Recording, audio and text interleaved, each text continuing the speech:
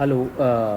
हम लोग आज फिज़िक्स की क्लास 11th की एनसीईआरटी के सॉल्यूशन डिस्कस करेंगे चैप्टर 3 के लिए, जो kinematics motion in one dimension है। उस केस के लिए सबसे पहले हम लोग एनसीईआरटी के सॉल्व एग्जांपल्स देखेंगे, उसके बाद फिर एक्सरसाइज के सॉल्यूशंस डिस्कस करेंगे। ठीक है, तो पहला एग्जांपल जो है आपके सामने ये है कि ये है आपका फिगर। बेसिकली ये वाला आपका फिगर था। तो ये कह रहा है कि a car is moving along a straight line से ओ पी, ये ओ से लेकर के पी तक है। ठीक है, ओ कहाँ पर है?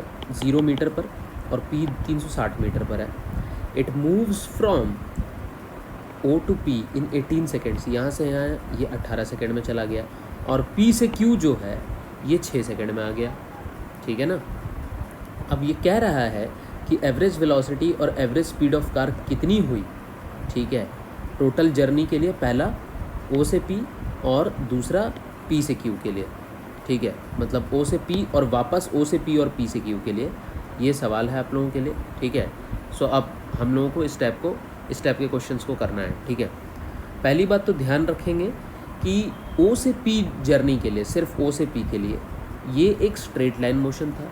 ठीक है ना, एकदम स्ट्रेट चल रहा था ये। क्या कोई टर्न हो रहा था? नहीं। क्या कोई डायरेक्शन में चेंज था कि ऐसे से ऐसे हो गया, ऐसे हो गया, वापस आ गया? नहीं।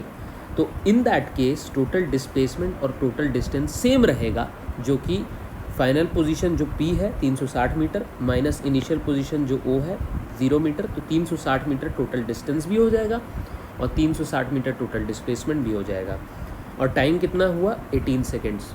इसीलिए ठीक है, जो एवरेज स्पीड हो जाएगी total distance upon total time, मतलब कि 360 मीटर टोटल डिस्टेंस है और टाइम कितना है? 18 सेकेंड्स, मतलब 20 मीटर पर सेकेंड। ये आपकी टोटल एवरेज स्पीड भी हो जाएगी और एवरेज वेलोसिटी भी हो जाएगी, क्योंकि इस केस में तो डिस्प्लेसमेंट भी 360 मीटर होगी और टाइम तो 18 सेकेंड है, इसलिए 20 मीटर पर सेकेंड।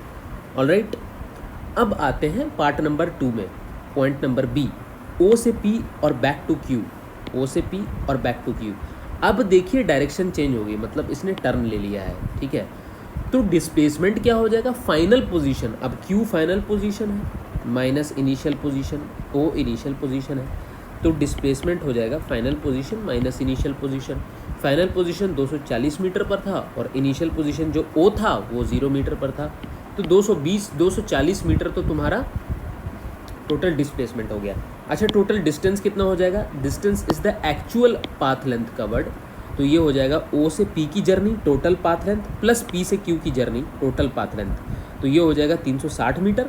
और ये जो हो जाएगा आप देख पा रहे हैं 360 माइनस 224 मतलब 120 मीटर, तो 360 मीटर और 120 मीटर को ऐड कर देंगे, 480 मीटर जो है वो टोटल आपका डिस्टेंस बन जाएगा।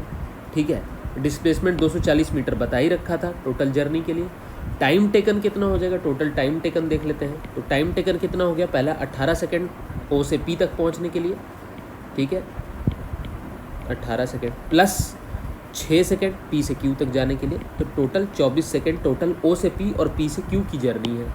ठीक है, अब हमें डिस्प्लेसमेंट पता चल गया है 224 मीटर, तो एवरेज वेलोसिटी आ जाएगी total displacement upon total time, जो कि 224 metre divided by 18 plus 6 total time जो है, तो 10 मीटर पर सेकेंड आ जाएगा। लेकिन टोटल डिस्टेंस कितना हो जाएगा? टोटल डिस्टेंस तो 480 मीटर था, जो कि हमने कैलकुलेट किया था, तो 340 मीटर ओ से क्यू के लिए और वापस क्यू से पी के लिए 120 मीटर, तो 480 metre divided by total time 24 second, तो 20 मीटर पर सेकेंड आपका इस पूरे जर्नी में एवरेज स्पीड हो जाएगा। ठीक है, तो इस चीज़ से हमको क्या समझ में आया कि भाई साहब, अगर आपके जर्नी में कोई टर्न नहीं होगा तो टोटल डिस्प्लेसमेंट और टोटल डिस्टेंस दोनों सेम रहेंगे। इसीलिए एवरेज स्पीड जो कि total distance upon total time है और एवरेज वेलोसिटी जो total displacement upon total time है, वो दोनों भी सेम रहेंगे। लेकिन जिस जर्नी में कहीं भी टर्न हो जाए, मुड़ गई गाड़ी, वापस पीछे आ गई, या फिर थोड़ा सा डायरेक्शन चेंज हो जाए, ठीक है, उस पूरे केस में जो डिस्प्लेसमेंट है वो कम रहेगा, इसीलिए एवरेज वेलोसिटी कम रहेगी। टोटल डिस्टेंस जो एक्चुअल